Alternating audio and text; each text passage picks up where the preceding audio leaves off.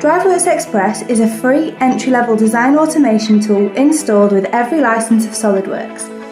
If your designs are the same but different, you can use DriveWorksXpress to automatically create unique, customized designs time and time again. There are 3 easy steps to get up and running with DriveWorksXpress. Step 1. Capture the features and dimensions that need to be automated. Step 2. Create an input form to gather any required information. And step 3, add some design automation rules. Let's take a look at step 2 in more detail. Building an input form in DriveWorksXpress is easy. You can prompt for text or numbers, choose an option from a list, or ask true or false questions. The name for each control must be unique. This name is displayed on the user interface and used when building design rules, so make sure the name you use is clear and concise. At any time, you can test your form to see how it will look. The warning triangle indicates that this is a required field. Each control has basic error checking. Once a valid value has been entered, the warning triangle will disappear. A numeric text box looks identical to a normal text box, but will only accept numbers.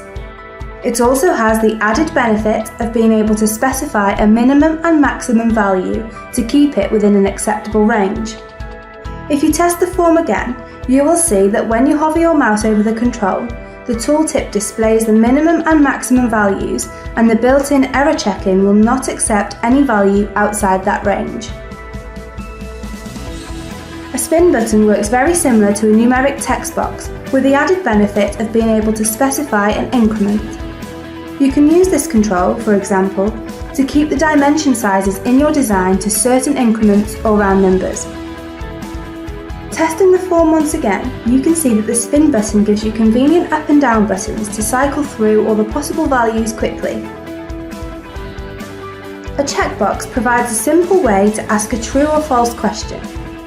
If your design is modular and you want to ask if an option should be included or not, then this is the control to use. When you test the form, the choice is a simple yes or no. And finally, the drop-down list. This presents you with a list of choices that you must select from and should be used when there is more than one possible option and there are no permitted variations. A common use of drop-down list is to choose an existing configuration with a part. In this motor, there are a number of options to choose from. All you need to do is write the configuration names you want to use into the drop-down list. You will add a design rule later to switch the configurations based on the chosen value. Finally, you can organise your form easily using the reorder buttons before running one last test to see the finished result. You can also set default values that are presented every time the form is run. You can do this easily by entering the values you want and pressing the Set Defaults button. Step 2 is now complete. Please watch the next video in this series to learn how to add design rules. Remember, this setup only needs to be done once. Then you can use DriveWorksXpress to automatically create unique, customized designs time and time again.